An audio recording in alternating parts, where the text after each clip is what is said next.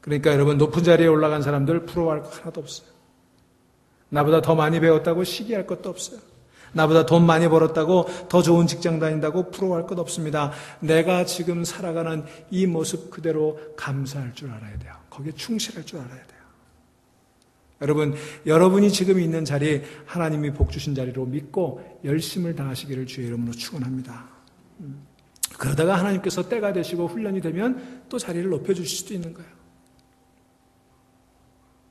그래서 시편 128편 2절은 이렇게 노래합니다. 내 손이 수고한 대로 먹을 것이라. 내가 복되고 형통하리로다. 내 손이 수고한 만큼 먹는 게 복된 거예요. 우리는 근데 어떻게 생각해요? 내 손이 수고한 것보다 조금 더 먹었으면 좋겠죠? 하나님이 내 손이 수고한 것보다 더 덤을 얹어주셨으면 좋겠다고 생각하죠? 여러분, 그렇지 않아요. 하나님은 내 손이 수고한 대로 복 주시는 거예요.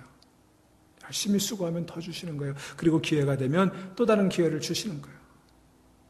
여러분, 평범하지만 우리가 있는 그 자리에서 최선을 다해 살면서 거기에서 내게 주어진 대로 누리며 사는 것, 그것이야말로 복된 일이고 그것이야말로 형통한 길임을 믿으시기를 바랍니다. 자, 그래서 요셉은 형들에게, 아버지에게 고센 땅에서 목축하며 양치면서 그렇게 지내라 부탁하는 거야. 자, 그것만 이유가 있는 건 아니에요. 또 다른 중요한 이유가 있어요. 그것은 자기의 가족들이 비록 애굽 땅에 와 들어와 살지만 애굽의 문화와 애굽의 종교에 물들지 않기를 바랬기 때문에 그랬습니다. 여러분, 애굽은요, 섬기는 신이 많은 나라였어요. 태양신을 섬기고, 그리고 바로는 그 태양신의 아들이라고 그렇게 주장을 했어요. 여러분, 기억하시는 대로 이스라엘 백성이 출애굽하기 전에 이제 바로의 마음이 강팍해져서 하나님의 말씀을 거부하니까 하나님께서 애굽에 10가지 재앙을 내리시죠. 그러나 그것은 단순한 고통이 아니었어요. 단순한 재앙이 아니었어요. 애굽 사람들이 섬기는 우상을 징벌함으로써 이 세상의 참신은 오직 하나님 한 분뿐임을 알려주려는 것이었습니다. 예를 들어서 첫 번째 재앙이 무슨 재앙이었어요? 나일 강물이 피로 물들게 되는 재앙이었죠. 여러분, 애굽 사람들은요, 나일강을 생명의 근원으로 여기며 동시에 나일강을 신처럼 섬겼어요. 그들이 섬기는 그 나일강도 하나님이 움직이시면 아무 쓸모없는 강이 될 수 있다는 걸 하나님 보여주신 거예요. 두 번째 재앙이 뭐였습니까? 개구리 재앙이었죠. 당시 애굽에서는 다산을 상징하는 개구리의 형상을 한 헥트라고 하는 신을 섬기고 있었어요. 하나님께서 그걸 심판하신 거예요. 10개의 재앙이 다 그런 의미들을 가지고 있었어요.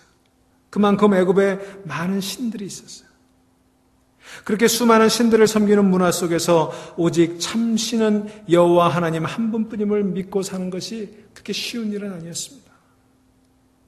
더구나 많은 신들을 섬기는 그 나라가 훨씬 더 잘 산다면 그 신들의 유혹을 거부하고 여호와 신앙을 지킨다는 건 참 어려운 거죠.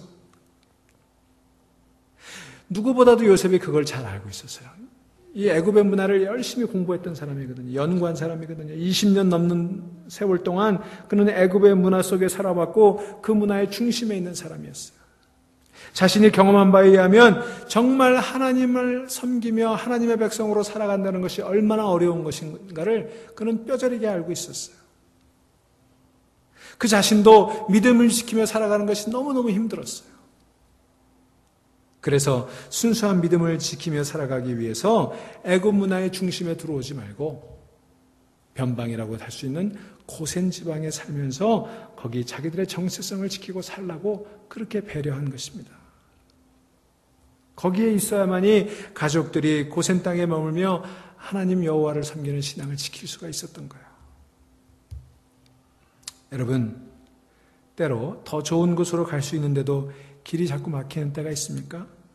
일이 잘 풀리지 않는 때가 있습니까?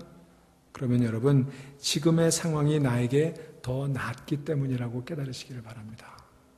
지금 그 자리가 내가 하나님을 온전히 섬길 수 있는 자리이기 때문이에요.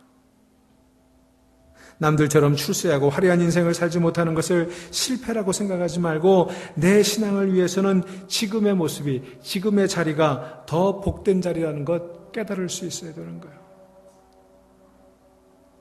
여러분, 혹시 우리 이곳 아틀란타에 살면서 그런 생각 가지는지 모르겠어요. 뉴욕이나 워싱턴 DC나 뭐 LA와 같은 더 큰 도시에 가서 사는 것이 어떨까? 여러분, 왜 하나님께서 나를 여기에 머물게 하셨는지 생각해 볼 수 있어야 돼요. 여기 있어서 큰일을 하지 못한다면 여기 있기 때문이 아니라 여기에서 내가 꿈과 비전을 포기하고 이미 내 마음속에 나를 실패자라고 생각했기 때문이에요.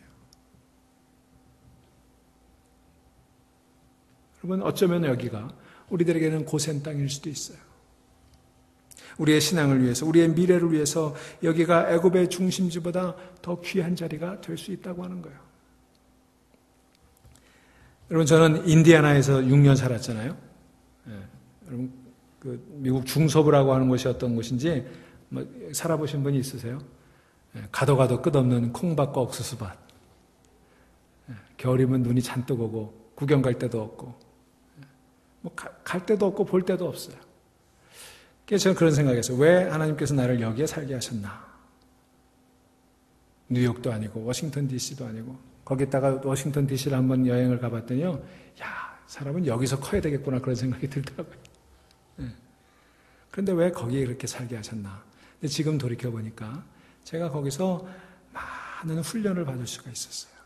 미국 사회를 배울 수도 있었고 미국 문화를 배울 수도 있었고 나를 정돈하고 훈련하는 시간이 됐더라고요. 하나님께서 저를 거기서 훈련시키셨던 것 같아요. 만약에 제가 처음부터 뭐 LA나 애틀란타 같은 곳에 한인사회가 크고 편리한 곳에 살았다면 여기 살다가 지금 거기 가서 살아 그러면 못 살 것 같아요. 아마 여러분 거기 가서 살아 그러면 못 사실걸요? 근데 거기 살다가 여기 오니까 순서가 잘 맞는 것 같아요. 여러분, 하나님께서는요, 우리에게 필요한 때 필요한 곳에 살게 하십니다. 그리고 그곳에서 배우게 하시는 거예요. 그러니 왜 애틀란타에 사나 불평하지 마시기 바랍니다. 여기가 여러분들에게 더 믿음 좋은 자리일 수가 있어요. 왜 하필이면 나를 이 중앙교회에 오게 하셨나? 큰 교회도 많고 좋은 교회도 많은데 집에서도 먼데 굳이 여기까지 내려오게 하셨나? 여러분, 여기가 하나님이 생각하시기에 여러분에게 가장 좋은 자리일 수가 있는 거예요. 다른 데 괜히 기웃거리지 마세요. 목 빼고 쳐다봐야 별거 없어요.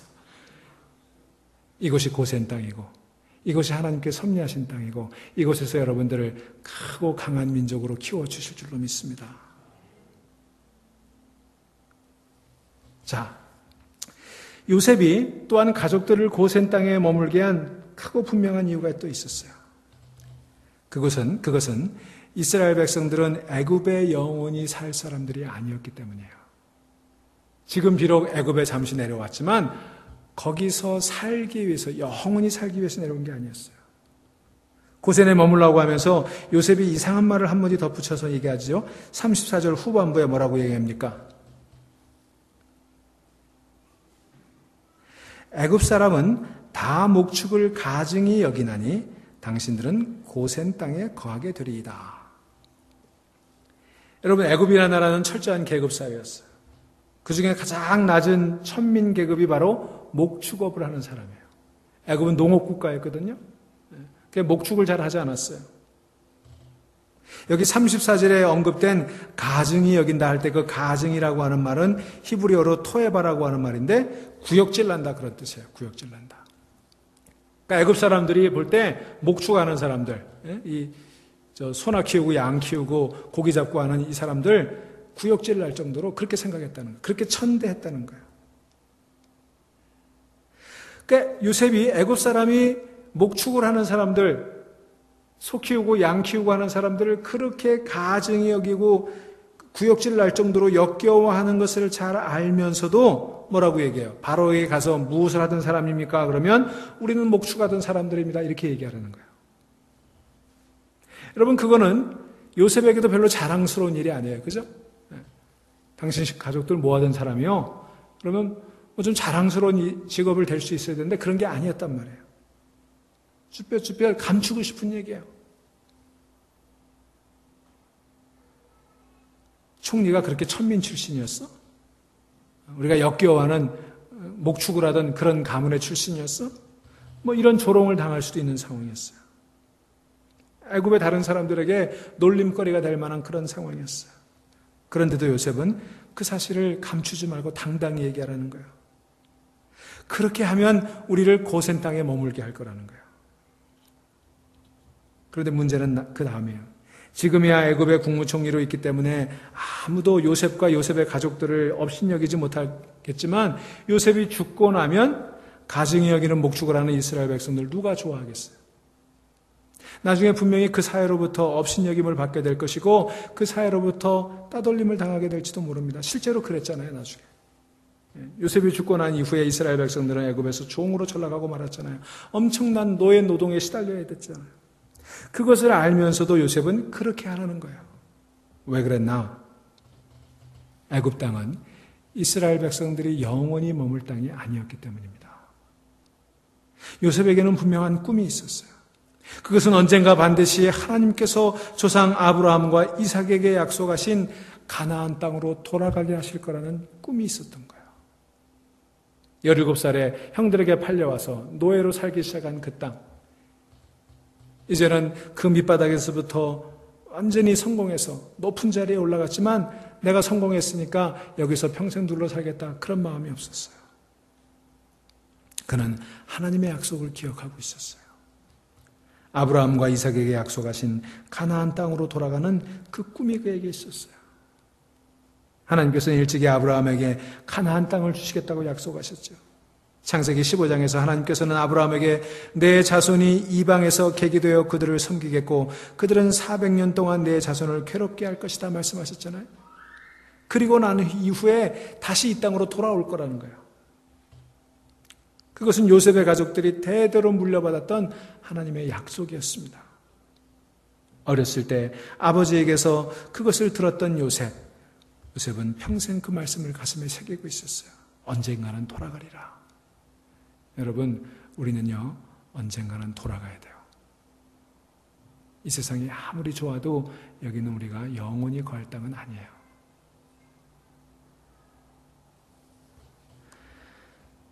아버지 요셉도 그걸 잘 알고 있었기에 요셉의 말을 절대적으로 긍정합니다. 오늘 본문 46장 1절에 보면요, 야곱은 가족들을 이끌고 애굽으로 떠나면서 부엘세바에 이르렀을 때 하나님께 희생제사를 드려요. 자, 아들을 만난다는 기대 때문에 아주 기쁜 마음으로 가기는 하지만 마음 한편에는 불안함이 있었어요. 그 불안은 뭐예요? 하나님이 이 가나안 땅을 우리에게 약속의 땅으로 주셨는데 이렇게 애굽으로 가버리면 그 약속은 어떻게 되나? 그 땅의 약속에 대한 어떤 그 미련 같은 것들이 있었어요. 또 애굽에 가면 정말 우리가 거기 잘 정착해 살 수 있을까? 여러분, 이민 가면서 기쁘기만 했겠어요? 여러분, 미국 오실 때 기쁘기만 했어요? 야, 기회의 나라로 가는구나. 미국 가서 잘 먹고 잘 살겠지. 그런 기대에 흥분만 되셨습니까? 아니잖아요. 불안한 마음, 걱정되는 마음이 있었죠.